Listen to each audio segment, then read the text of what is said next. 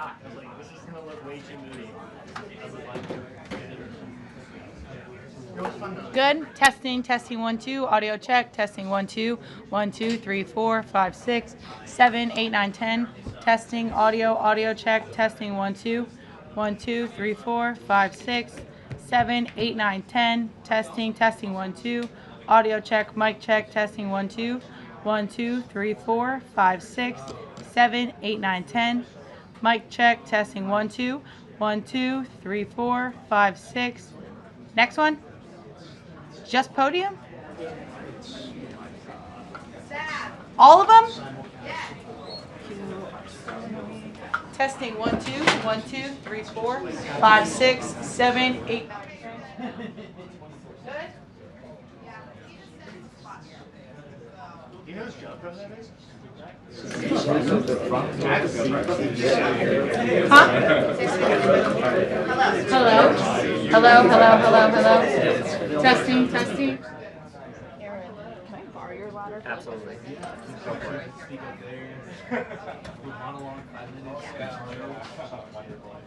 Testing 1 2 3 4 5 6 7 8 9 10.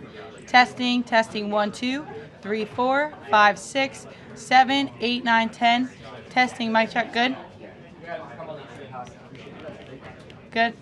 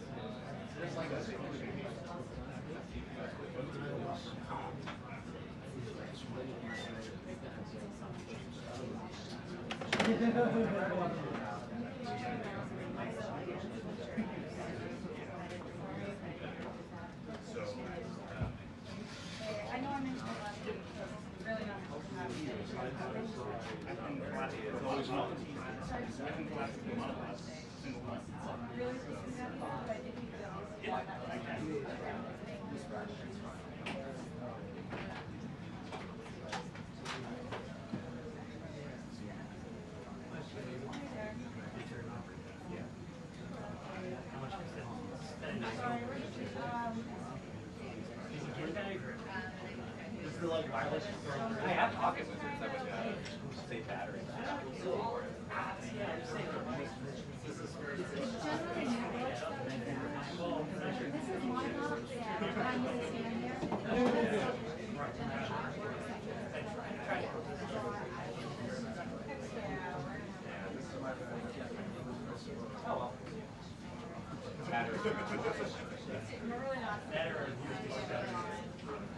Yeah, I don't know how to get around it. Yeah.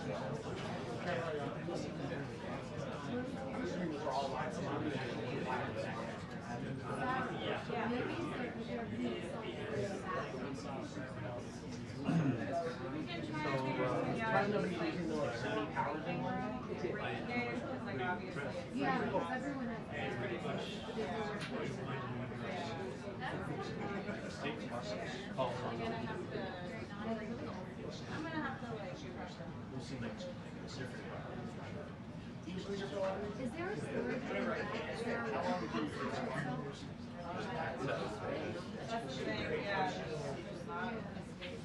maybe it's But this is the part, they want to like 5 or 6 or 7 months circle violation. Right. Going to be pretty busy on the flight. So you Yeah, I'm good outside. It's there, we can do it.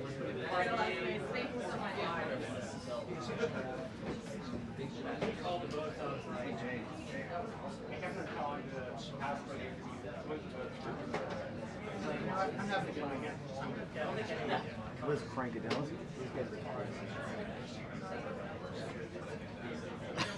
Okay, no, that's good.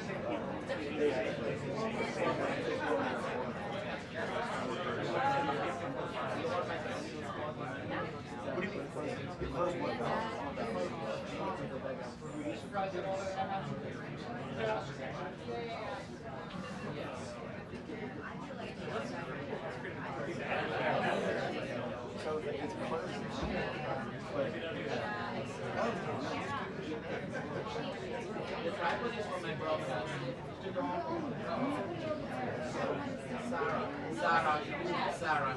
Sarah. That's my monocle for the broadcast. I can move her. That's my. But I'm the only one moving stuff. No, Gary. You have more stuff. Gary. Joe. Gary. Gary.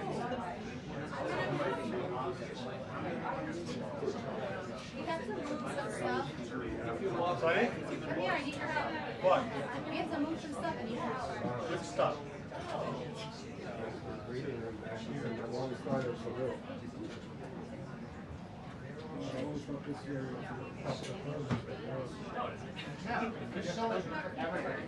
Here there is, not back there.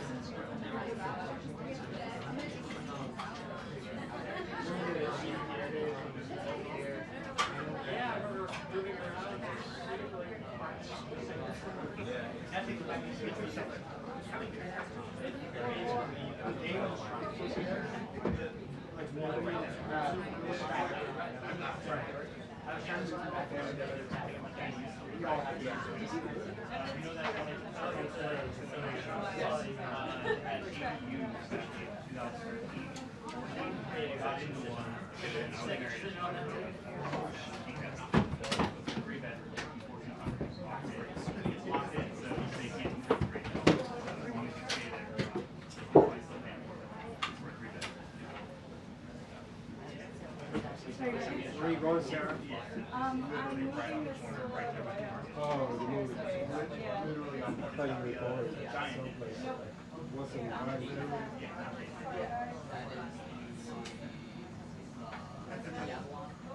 Yeah. I looked at that. It's not bad. Yeah.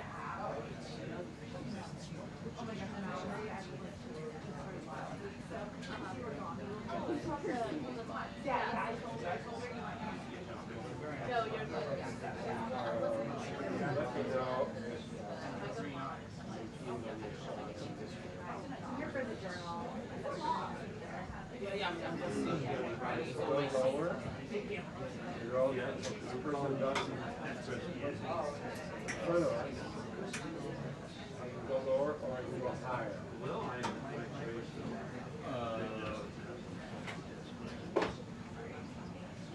I'm sorry, I was just going back. Either which would you rather do? There might be a person. I do have options. That person might dictate what we do. Anyway, I'll try to stay out of your shit. Can you, I'm just getting cut. Take that out. Take this off. Put it under here. Oh, it's a holy victory.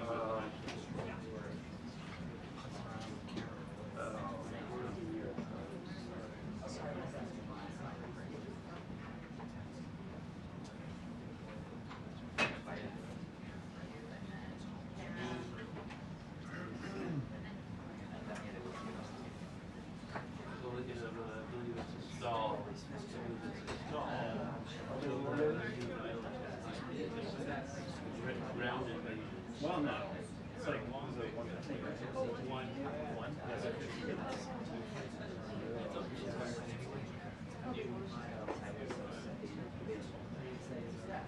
Is she in the chair?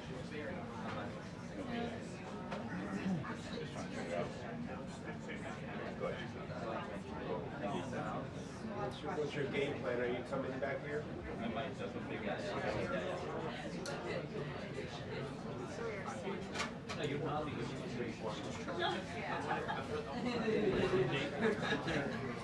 the car guy.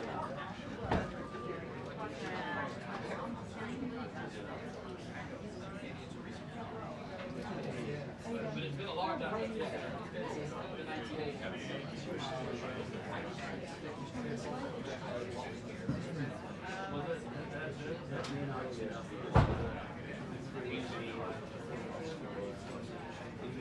You ate lunch or you're not gonna finish? You haven't eaten lunch yet.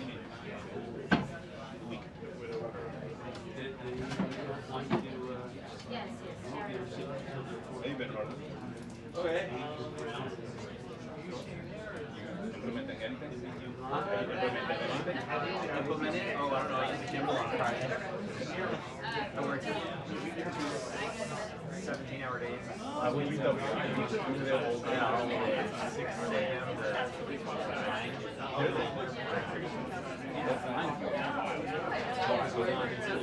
My wife is all in the bar. Oh, yeah.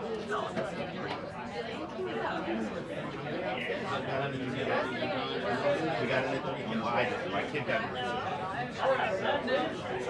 So, yes, exactly. So drinks on me. Yeah, it's like 5 months of a break. You living your best life. Exactly. I'm gonna meet my helicopter. You good? You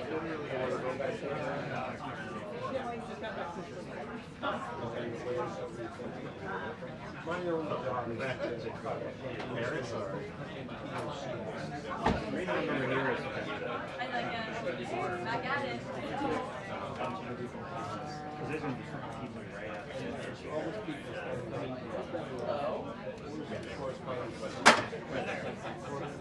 I'm cool, so I'm bored of it.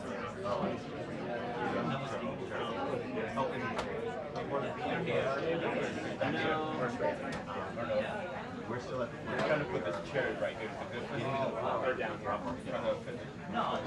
Just because we'll do it after. All right. If you want to put it back here. from like tech, yeah, it's like we all go to technical together. Drop the kids, and then he's three. Yeah. my only You're not parenting, so you're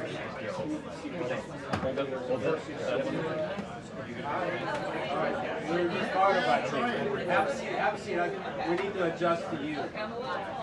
No, that's fine. When I'm on vacation, it's time.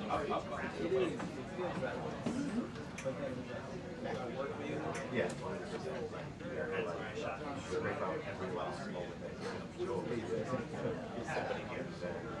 Somebody there. See a camera. Yeah. Well, they just took the shot. You know what? Who are you with? No, it's not. It's his first big boy time. Every meet everybody. Yeah. And my wife took me this time. Not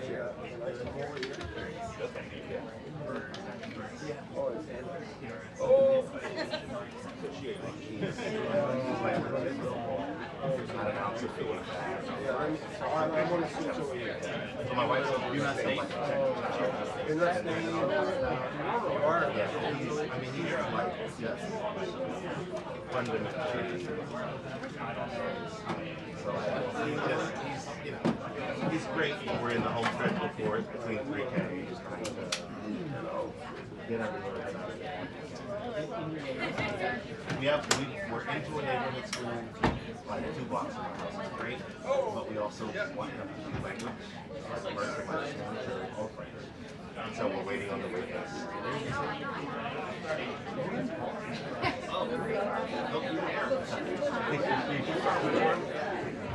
young lady, where do you want her to go?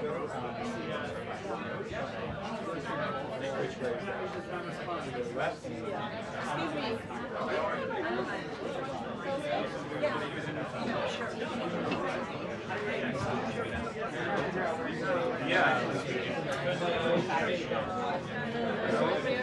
Nice, it goes directly into her.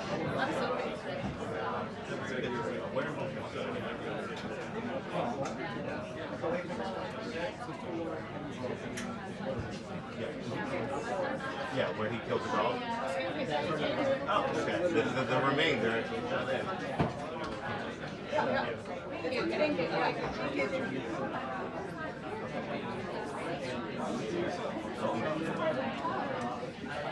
Oh, I see. Okay, so that's your morning. I guess you're from home some days now? I got a buddy that's in my neighborhood who's like managing editor at so he's going to reverse everything.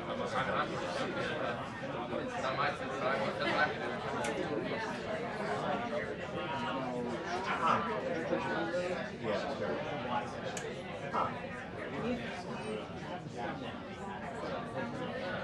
Okay, sure. Like, just an hour of your day. You know, whatever, not all the time. Yeah, reset everything because it's all blue now. So what? It resets all your settings. Yeah, sorry.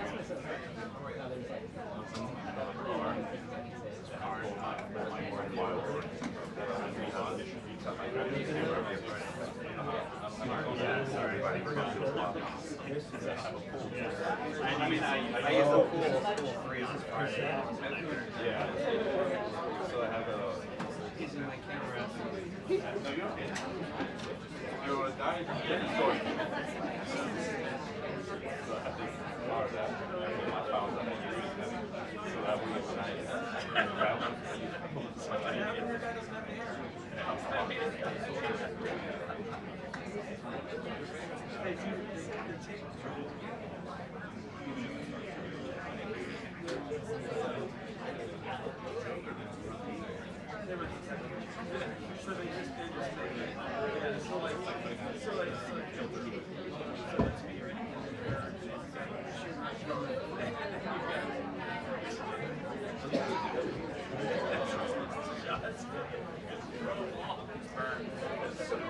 So they do. They do it for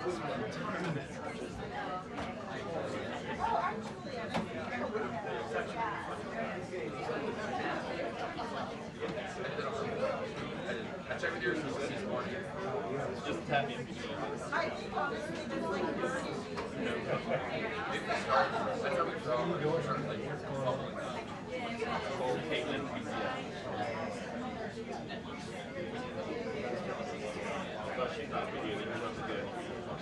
Shot. Yeah, we go.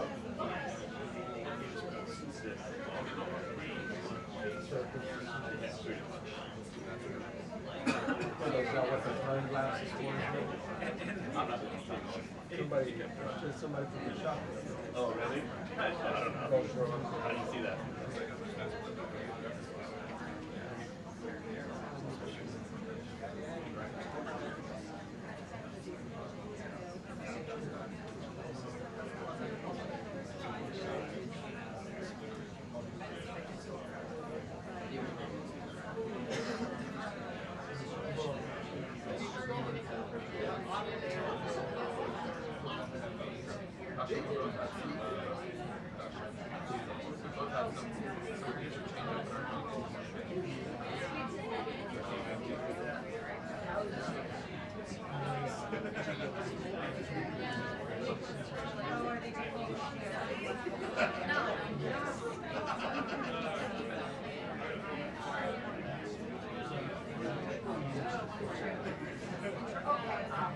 Is that a whole trip? Yeah. You ever been? TJ. Sorry. You ever been? I've only been once. I mean, I had to cover it many times too. No, I cover a whole every year. But then you're You were good at rolling things. yeah. That was mythical. Just getting to lots and lots of them. It's even better than you think so? Yeah, it's not like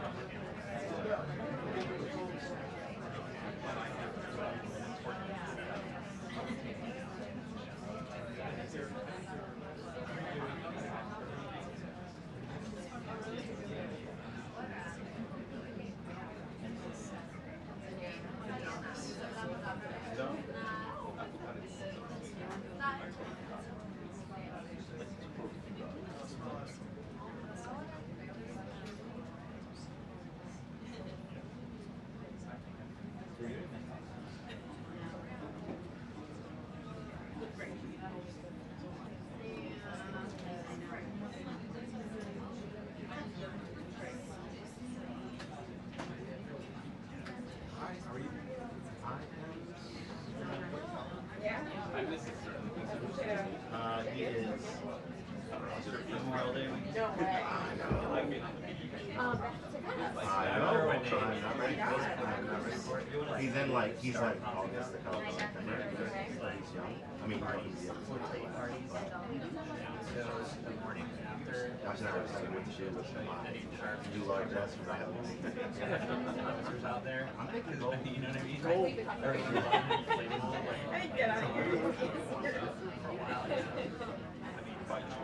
No, when I first started, I worked at night shift. No, the second one.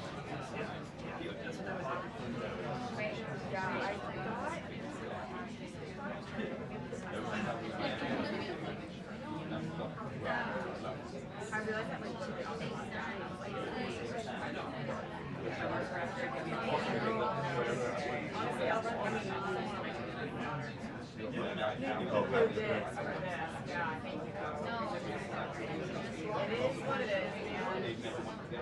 Usually Gilberton is high diligent. no, for sure though. I mean, I was like, I can't walk out now. Like that's just okay naked. Like that's so weird. So that's why I got lucky.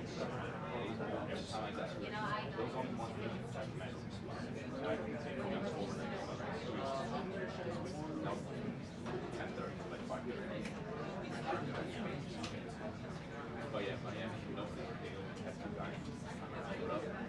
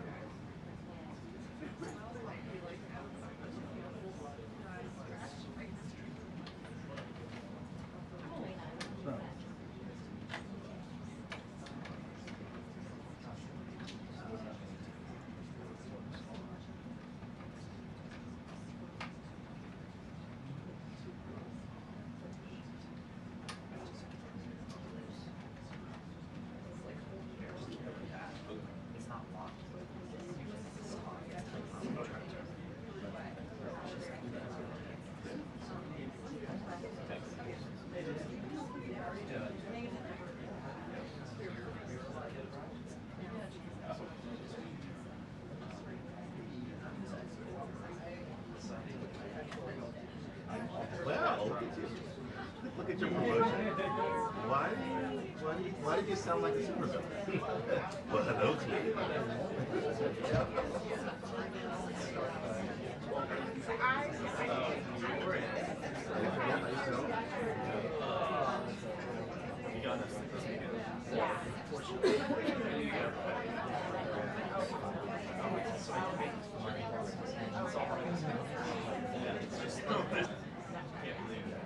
I did not miss it.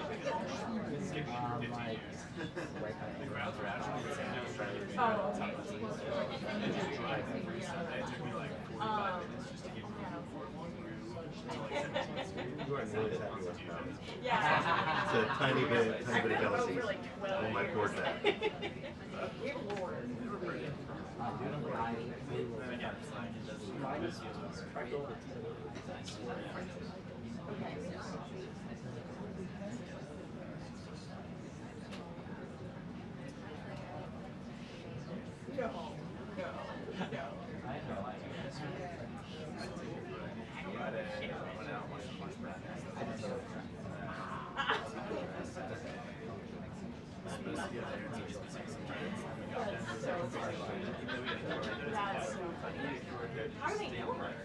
Like it just sits and so absolutely it was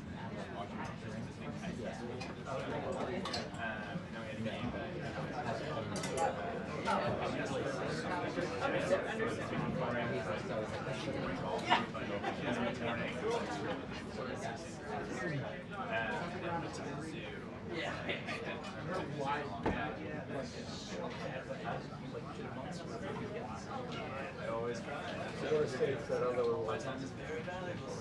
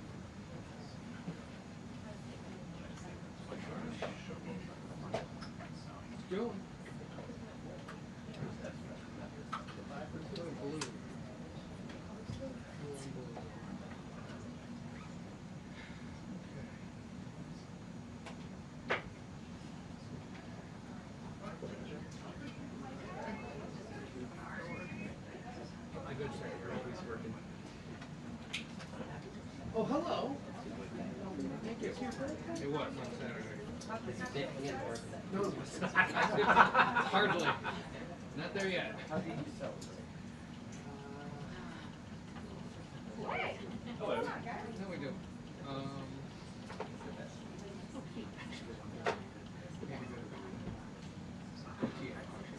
That's one of those.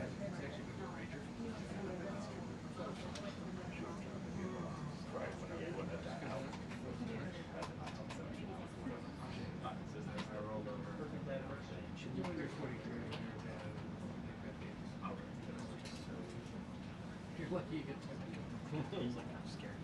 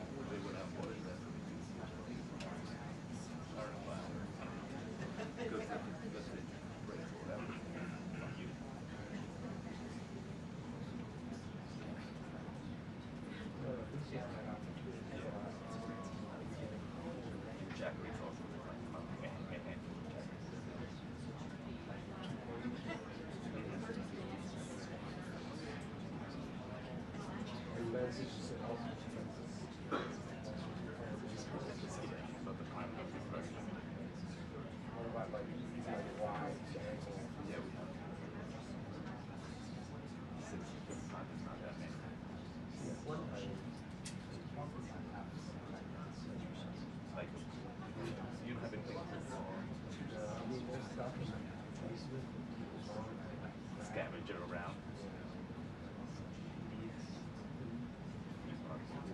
What do you do if you need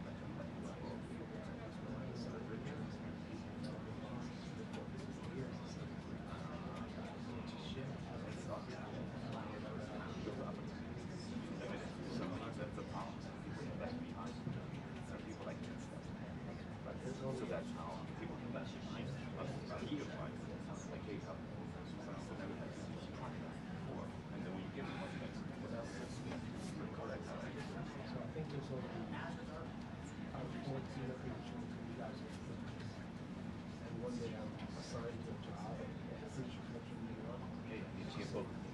said, she says, the first thing we're gonna do is we're gonna walk and talk on that. I'm sorry. Everybody in New York has to get concussions. So then, the next time they will call. Because there's number one rule. Well, except I didn't have a gift. How am I gonna do that one?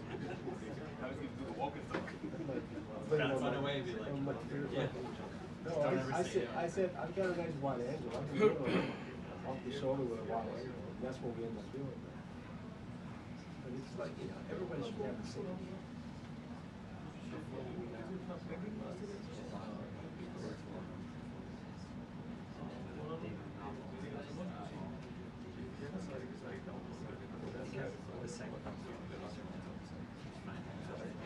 That's what they request all the time.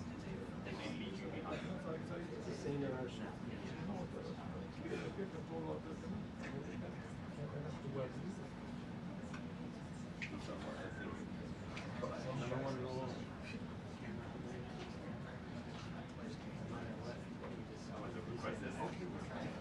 Well, no, that was like the day off, you know. I never met this producer. The first thing he says to me, oh yeah, sure. We've got a green screen, we can do that.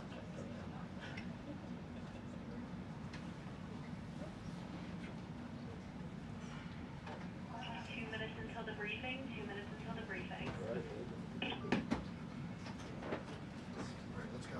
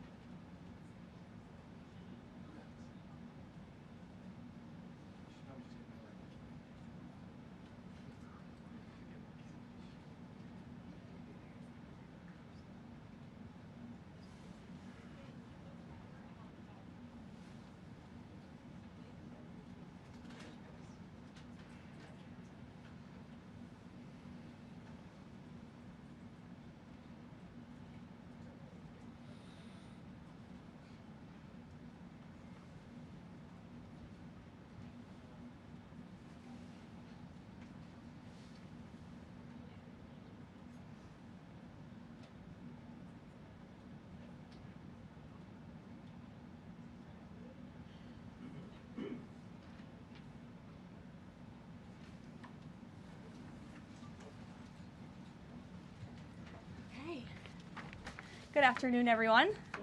Could you hear our amen in there? We just said a little loud prayer as a team. In this Holy Week, President Trump and the First Lady are joining in prayer with Christians celebrating the resurrection of our Lord and Savior, Jesus Christ. On Wednesday, the President will host an Easter lunch in the East Room with faith leaders across the country to celebrate Holy Week. With respect to the ongoing major combat operations in Iran, Operation Epic Fury is moving ahead successfully and according to plan. With each passing day, the United States military is increasing its advantage over the terrorist Iranian regime. More than 11,000 enemy targets have been struck to date, each strike further crippling the regime's offensive and defensive capabilities and creating more leverage for the United States and our allies. Compared to the start of the operation, Iran's ballistic missile and drone attacks are down by roughly 90%. The United States is also decimating the Iranian regime's navy. We have destroyed more than 150 of their naval vessels so far, including 92% of their largest vessels. The Iranian Navy has no vessels operating in major regional waterways and no ability to project naval power, which is why they've been assessed as combat ineffective. Our military continues to obliterate Iran's defense induction facilities and shipyards damaged or destroyed thus far, significantly reducing their ability to pose future threats in the region.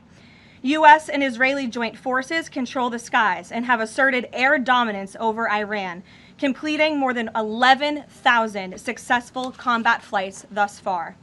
The trend remains clear. The United States is conducting more intense, targeted strikes with devastating combat power with each passing day to destroy the threat posed by the Iranian terrorist regime, as President Trump sought out to do a month ago. It's no surprise that we are seeing the remaining elements of the regime become increasingly eager to end the destruction and come to the negotiating table while they still can. Despite all of the public posturing you hear from the regime and false reporting, talks are continuing and going well. What is said publicly is, of course, much different than what's being communicated to us privately. As a result, President Trump issued a 10-day pause to postpone planned strikes on Iranian power plants and energy infrastructure. This remains a truly once-in-a-generation opportunity for the regime to make a good deal with the United States, permanently abandon their nuclear ambitions, and stop acting as the world's leading state sponsor of terrorism.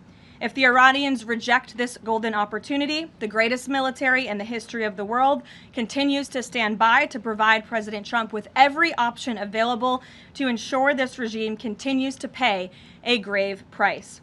One way or another, Iran will no longer have the credible ability to threaten the United States or our allies, which is, of course, the overall objective and mission the president set out when he launched Operation Epic Fury. Unfortunately, even as President Trump is working hard every single day to protect the United States from foreign enemies, Democrats on Capitol Hill have failed to do the same here at home by keeping the Department of Homeland Security unfunded. Over the past 6 weeks, Democrats in Congress have pushed our air travel system to its breaking point and inflicted massive pain on Americans with their reckless political games. 500 TSA officers quit their jobs. Thousands more were calling out sick at record rates due to the lack of pay. This resulted in security wait times exceeding 3 hours at major airports across the country, creating nightmares for millions of Americans. Overall morale among TSA staff plummeted as well, all of this creating an unacceptable heightened security risk. Because of the Democrats' unwillingness to do their basic job of funding DHS, President Trump determined that these circumstances constituted an emergency, compromising American security. That's why last week he accordingly signed a presidential memorandum directing the Secretary of Homeland Security to work with the Director of the Office of Management and Budget Nexus to TSA operations to provide TSA employees with the compensation and benefits that would have accrued to them but for the Democrat-led DHS shutdown. This bold and necessary action by President Trump will ensure our TSA workers receive their hard-earned paychecks. It should not have come to this point, but President Trump will always do what's right by the American people, and he found a way to do that to get TSA paid. Ensuring that these federal workers who perform critical public safety responsibilities can feed their families, pay their rent, and show up to work is something the president was honored to do. But this moment should be an eye-opening one for the American people. Let's be clear about what is happening. Democrat members of Congress are more than happy to put your safety at risk because they oppose the president's and his administration's efforts to enforce our nation's immigration law.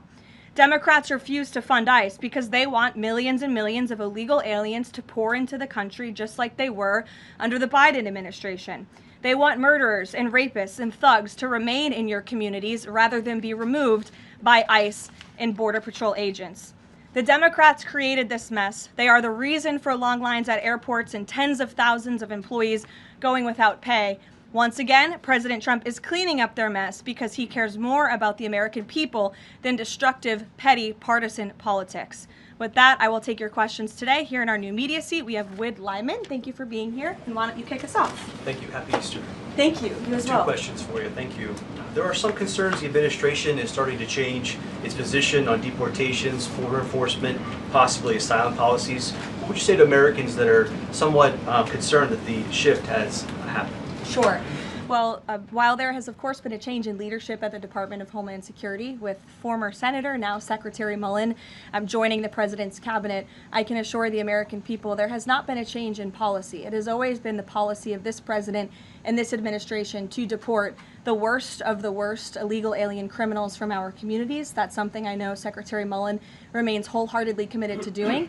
And it's something that is overwhelmingly popular with the American people. And it's something that is necessary to protect our homeland and to prevent deaths of Americans in our country. Just last week, Sheridan Gorman, a young woman in Chicago, was shot and killed on the street walking with her friends outside of her university by an illegal alien from Venezuela who had no right to be here in the first place. And it's despicable that Democrats are currently defunding the department that's responsible for removing illegal aliens like that. And I would also add it's despicable that the lack of coverage of this young woman's case, of her life, and the way that it was tragically cut short. I saw a survey over the weekend that I'd like to bring to all of your attention. This is the media coverage in 19 seconds. Between 2 days when this case was first alerted. You have CBS, 2 minutes and 1 second. You have NBC, 23 seconds spent on the life of a young, beautiful American woman whose life was taken short by an illegal alien who should have never been here in the first place, when we are in the middle of a battle on Capitol Hill with a major political party, the Democrat Party, who wants to defund the agency that is responsible for protecting Americans. I think her life was worth more than 23 seconds on cable television, and I think the people in this room have a responsibility to report on cases like this because it just exemplifies why the president believes so strongly in deporting illegal aliens from our communities. And thank you for the question. Dasha, go ahead. Caroline, I have 2 questions, one on Iran and one on DHS funding. On Iran, the president has said that the administration is talking to a new and more reasonable regime. How confident are you that they are legitimate and have enough grip on power? Marco Rubio said earlier that he's not sure and it's not clear whether they will be in power. So are you also talking to other factions?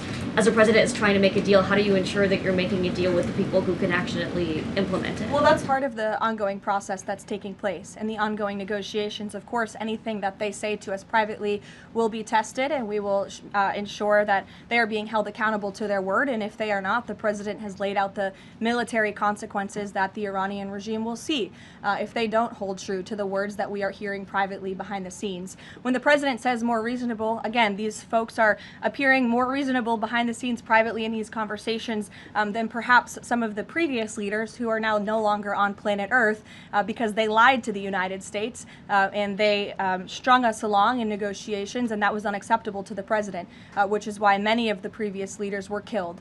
So again, this is another historic opportunity for Iran to do the right thing, to rid themselves of their nuclear ambitions and to come to a deal with this president and the administration.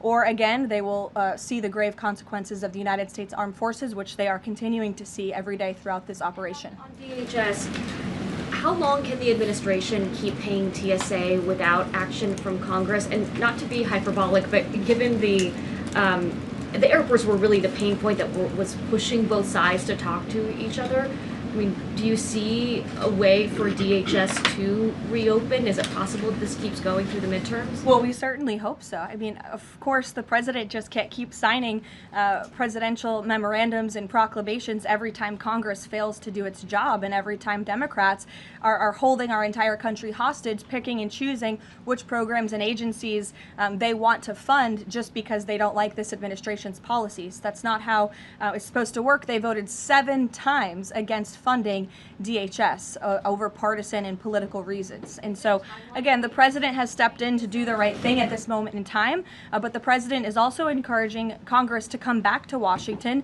to permanently fix this problem and to fund and reopen the Department of Homeland Security entirely. Caroline. Stephen. Thank you, Caroline. 2 questions, one on TSA, one on Iran. On TSA, for ordinary Americans watching the briefing, how long until everything goes back to normal at airports after the president's action? And then on Iran, on the time frame, President Trump initially said about 4 weeks. Secretary of State Rubio on Friday reportedly said it might be another 2 to 4. Is 2 to 4 the current ballpark that the administration is thinking? With respect to the timeline, again, the President, Commander-in-Chief, the Pentagon has always stated 4 to 6 weeks estimated timeline for Operation Epic Fury. We're on day 30 today, so again, you do the math. On how much longer the Pentagon needs to fully achieve the objectives of Operation Epic Fury, which I will reiterate: destroy the Iranian Navy, destroy their ballistic missiles, dismantle their missile and drone production infrastructure, significantly weaken their proxies throughout the course of this operation, and then, of course, preventing Iran from ever obtaining a nuclear weapon. To your first question, Stephen, about TSA and airports, nothing will be truly normal again until Democrats do the right thing to fund this agency fully. Again, the president has stepped in the meantime to do what's right to end this crisis that we've had at air travel and at airports across the country in the meantime. But again, Congress needs to come back. Democrats need to fund the Department of Homeland Security so we can formally and fully get these great employees paid long into the future. Caroline. Jonathan. Thanks a lot, Caroline. 2 questions regarding the financial costs of the war. Back during the Persian Gulf War, 1990, 1991, Arab countries paid for the vast majority of the cost of the war. Kuwait, Saudi Arabia, the UAE. Who's paying for the cost of this war? Will those Arab countries step up to do just that? Well, I think it's something the president would be quite interested in calling them to do. I won't get ahead of him on that, but certainly it's an idea that I know that he has and something that I think you'll hear more from him on. And then secondly, the cost of diesel is averaging at $5.38 a gallon right now. What's the message from the Trump administration to truck drivers who are dealing with those high fuel costs right now? Again, we understand, we hear you, we see you. We are fully tracking this short-term fluctuation in oil and in diesel prices. And that's why the president and the administration have continually announced robust actions to provide stability in the global energy market. As you know, political risk insurance, one of those actions, allowing countries to purchase sanctioned oil just to increase the supply of oil and refined products as well. We issued the 60-day Jones Act waiver. All of this has, with the goal of increasing supply to create stabilization in the market in the meantime. But the overall message, as we've repeatedly stated, is, again, these are short-term actions and short-term price fluctuations for the long-term benefit of ending the threat that Iran poses to the United States of America, our troops, and our allies in the region, and ensuring that this regime can no longer control the world's free flow of energy through the Strait of Hormuz, which is something the administration continues to tackle day by day as well. Jennifer. Just 2 questions. Which Jennifer? I'll go to both of them. Go ahead. So 2 questions. One on China and one on Iran. On China, ahead of the president's trip to Beijing, will there be a working level meeting with Secretary Bessent, Jameson Greer, et cetera, and when will that be? I do expect cabinet officials to travel to China ahead of time. I don't have a readout on their schedules for you, but this is something we typically do with international travel, as you know. So I'll talk to the Treasury Department and the cabinet myself, and we'll get you that answer. But we do expect them to move ahead of time. Okay, and thank you. And on Iran, if Iran is kind of cherry picking what tankers get to go through the Strait now and contemplating big tolls on those tankers, is that consistent, or how is that consistent really with the president's message about really wanting the Strait to be fully open? Does the administration support a regime or system where Iran is effectively charging tolls on these vessels to access? That's not something we support, and I would reject that they are cherry picking. In fact, as you know, these tankers that are moving through, the 10 that were previously announced and now the new 20, the announcement of 20 additional tankers, which we expect to see over the coming days, are a result of the direct and indirect talks that are taking place between the United States and Iran. So you wouldn't have seen those tankers if not for the president's diplomacy and his team engaging on this matter, which we expect that compliance moving forward. And it's, again, something that we're working on very closely. Karoline. Sure. And behind Jake in the back right there, you put up your hand very excitingly. Go ahead. Hannah from News Nation. Thank you. Thanks for taking my question. I have two for you real quick. There are reports that Republicans are weighing cuts to health care in order to make way for that $200 billion for the Pentagon and Operation Epic Fury. Is that a trade-off that President Trump supports? I've seen these reports. I haven't spoken to the president about it, nor have I heard this being discussed in any high-level meetings here at the White House. I don't want to weigh in definitively because I just haven't heard that being discussed here in the West Wing. And then secondly, I know President Trump says we're ahead of schedule in achieving his military objectives in Iran. He laid out that 4 to 6 week timetable for this conflict, and we're now within week 5. So how do you square kind of those two? Well, I just provided you with some of the updates from the Pentagon directly in achieving the objectives, and the military has been enormously successful. I think we should all be very proud of our armed forces for what they have done over the past 30 days. The mission will continue until the objectives are achieved, and that 4 to 6 week timeline does remain right now. I don't have any updates for you on that. Yeah, like others, one on TSA, one on Iran. On Iran, I know it's tough to engage in hypotheticals, but I feel like this is one that you could engage in if the president does seek. Probably not, but we'll see. If the president does seek, or the United States seeks a ground war, does he intend to get congressional authorization of that march? Look, the president has been asked about boots on the ground or alleged ground operations various times. He's obviously declined to rule them out. It's the Pentagon's job to provide maximum optionality to the president. It does not mean he's made a decision, nor would he ever notify the media of such decision as not to tip off our enemy. With respect to abiding by Congress and the rule of law, that's something the administration will, of course, always do, and it's something that we have great respect for Congress. The president does with military operations. In fact, prior to the launch of Operation Epic Fury, as you know, the administration gave a courtesy notice to Congress in the Gang of Eight, and top-level administration officials and cabinet secretaries have gone to Congress multiple times over the past 30 days to provide those courtesy briefings to Congress when requested. TSA quickly, I've been asked by multiple Trump supporters that have said, given the fact that the president on that Friday gave that memorandum informing DHS to pay TSA workers, I know there's a lot of negotiations involved in a shutdown of this size. Why did the president not sooner issue that payment to TSA workers? Well, it's because of the Democrats voting 7 times against reopening the Department of Homeland Security that we came to a place of an existential crisis. I mean, you saw the lines at various major airports across the country, American travelers really paying the price for Democrats' partisan games. And so the president worked with his legal team here at the White House and the Office of Management and Budget to find a solution to take care of the emergency that we were seeing in air travel across the country. And it's because of the president that TSA agents are being paid. But again, he's calling on Congress to do the right thing, to come back to Washington, and to fund and reopen the Department of Homeland Security fully.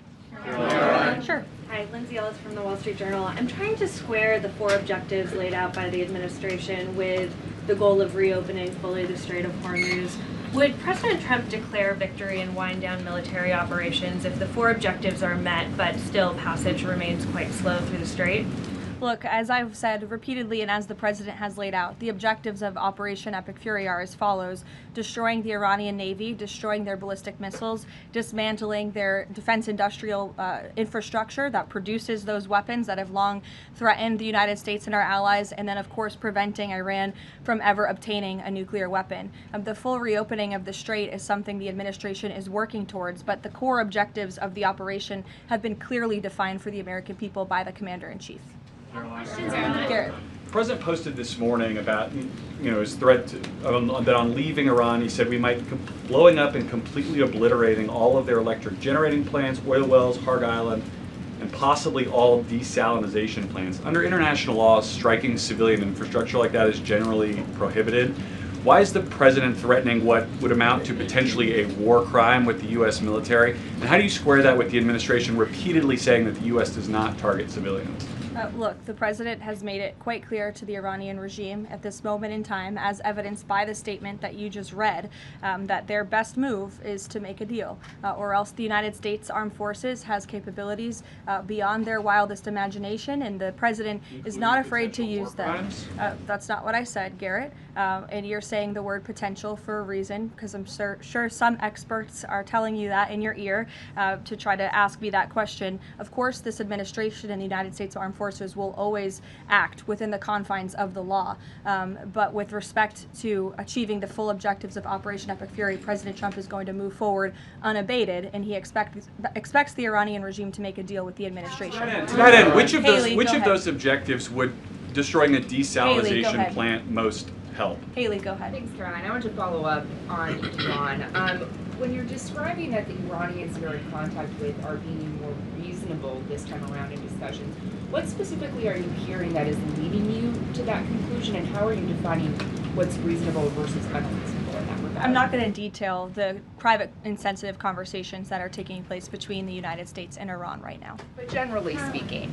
Generally speaking, the president gave you the answer. What we're hearing from them is more reasonable. They have agreed to some of the points the United States laid out, as the president said last night aboard Air Force One. But again, as for the specifics, as these negotiations are ongoing, we're not going to broadcast them to the world unless the president chooses to do so, which he has the full right to do as the leader of the free world.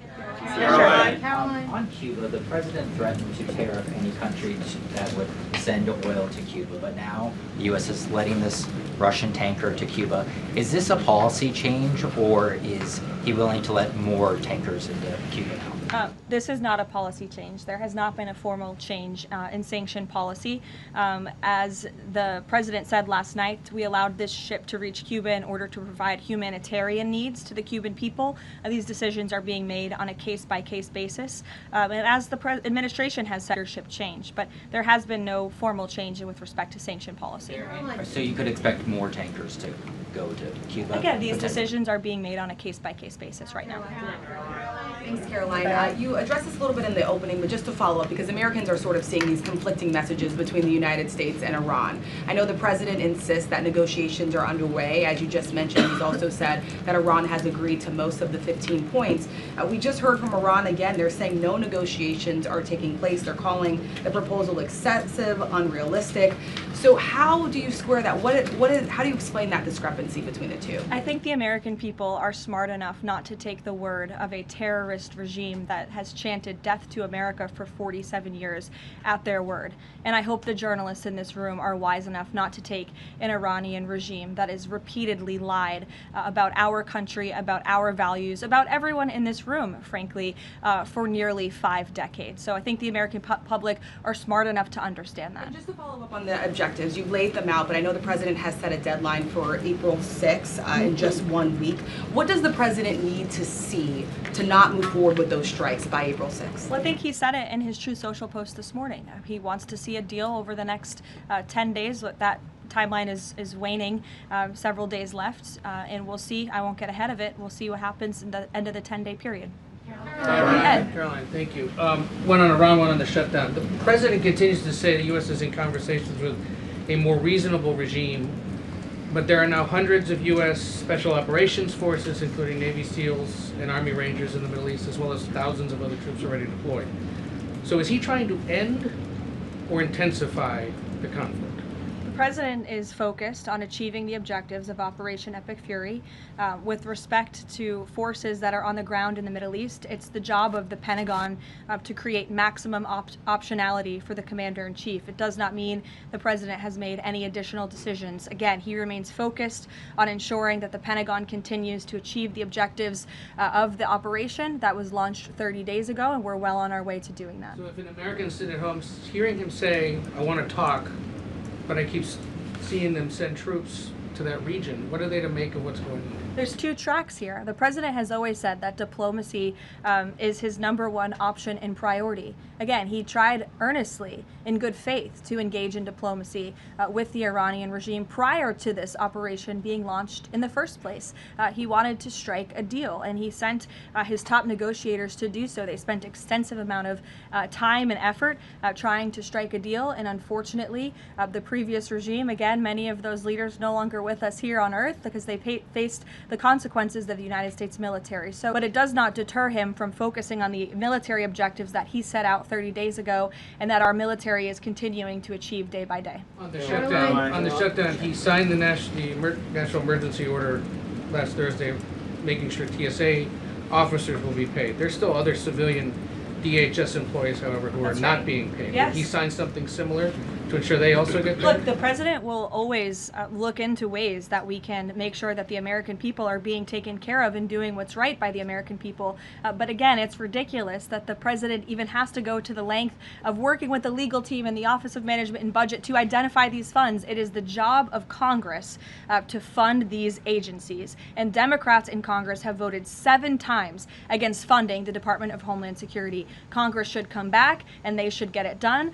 The president, again, made the decision to prevent this existential crisis we were seeing at our nation's airports across the country that was only going to get worse, and that's why he wants Congress to do his job. Thank you, Karoline. Since you mentioned I'll go to you as well. You're welcome. Since you mentioned Easter and prayers, I wanted to ask you about something the Pope said yesterday. So Pope Leo said yesterday, and I quote him, "God does not listen to the prayer of those who wage war." Can you comment on that? I think our nation was a nation founded 250 years ago almost on Judeo-Christian values, and we've seen presidents, we've seen the leaders of the Department of War, and we've seen our troops go to prayer during the most turbulent times in our nation's history. And I don't think there's anything wrong with our military leaders or with the president calling on the American people to pray for our service members and those who are serving our country overseas. In fact, I think it's a very noble thing to do. And if you talk to many service members, they will tell you they appreciate the prayers and support from the Commander-in-Chief and from his cabinet. Karoline, thank you. President Trump told the New York Post that a response is coming shortly to Tehran attacking Israel's largest oil refinery.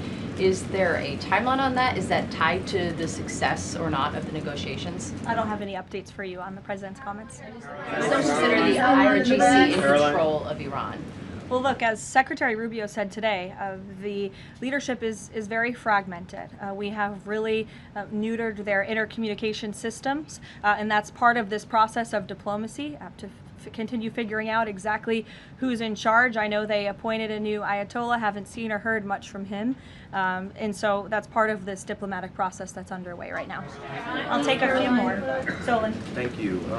You listed the described humanitarian reasons for allowing that oil tanker to reach Cuba. Just to clarify, why would Look, again, this was a decision. It'll continue to be made on a case-by-case basis for humanitarian reasons or otherwise, but there's been no firm change in our sanctions policy. President Sheinbaum of Mexico also said that Mexico is exploring different ways to restart some of those shipments to Cuba. Is the administration okay with that at this time? Again, there's been no change in our sanction policy. We still reserve the right to seize vessels if it's legally applicable that are headed towards Cuba and that violate the United States sanction policy. But of course, the president and the administration also reserve the right to waive those seizures on a case-by-case basis. And to clarify, just any more Russian oil tankers going to be allowed to reach Cuba at this time? Again, I know you say case-by-case, but for the case of Russia, is it pretty much green light right now? No, that's not what I said. It's a case-by-case basis. Sure, Jeff, go ahead. switching topics, the president has always attended CPAC. He did not this year. Why did he not attend, and does he believe CPAC is becoming less relevant? No, I don't think he believes that at all. In fact, he loves CPAC and has a very good relationship with the great people who run it, Mercedes and Matt Schlapp. It was just simply for scheduling purposes this year, with it being in Texas. It was best for the president's schedule and what he has on his plate right now not to go. Carolina. Michael. Thank you, Caroline. If and when Michael. a deal is finalized with Iran, how does the U.S. provide protection to who it's negotiating with to ensure that they can carry out the president's peace plan? Again, that's something I'm sure our national security team is discussing. I don't have anything for you on that today. On the ballroom, can you tell us more about this massive military complex underneath the president's new ballroom? I cannot tell you more about that, actually, as a matter of fact. However, the military is making some upgrades to their facilities here at the White House, and I'm not privy to provide any more details on that at this time. Caroline, go ahead. Reagan. Thanks, Caroline. Question on the Middle East and then a question on Antifa. Netanyahu said Sunday that Cardinal Pizzaballa will be able to hold services for Palm Sunday in the Church of Holy Sepulchre after he was initially blocked by Israeli police. Did anyone from the administration or the president call over to Israeli officials to assist the cardinal in this? Yes, I did speak with Secretary Rubio this morning, and we did express our concerns with Israel with respect to these holy sites being shut down. We want worshipers to be able to access these holy sites. Of course, safety is a top priority, but we understand Israel is working on those security measures to reopen the sites throughout Holy Week, and that's something that we're appreciative of. Antifa. Sure. In Texas, 9 people have been convicted by a federal jury on domestic terrorist charges connected to Antifa. The White House has previously indicated that you guys are investigating Antifa, who's funding them, who's leading them. Can you provide an update on how that investigation is going, and do you think we're going to see more charges against people connected to Antifa? Well, I do know that there was an entire task force that was set up, an interagency task force to focus on the threat of Antifa, which, as you know, Reagan, this president declared a domestic terrorist organization, rightfully, and we will continue to look into it. I don't have any updates on those specific investigations, but I'd be happy to have my team get those over to you today, as this continues to be of the utmost importance to the president and his domestic policy agenda. Caroline. JJ. On one question on landmines, there's been some reporting that American-made landmines have been spotted on the ground in Iran. Did President Trump sign off on using U.S.-made landmines in Iran? I don't have any comment on that report today.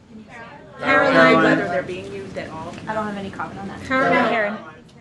Two on DHS. You said that the president is encouraging Congress to come back to D.C. You also said yourself. How has he done that? Has he told leadership that they should cancel recess and come back? He said it repeatedly. I think you recall. He said that he'll host a big Easter dinner here at the White House if Congress will come back and fight the Democrats on this issue, which we should do, because, again, the Democrat Party is in the wrong here. They have voted 7 times against funding the Department of Homeland Security, which is completely egregious with everything we have going on in the world. And these brave men and women who serve DHS deserve to get their paychecks. The president wants to see that happen, and he wants Congress to come back to get it done. On the paychecks, Caroline.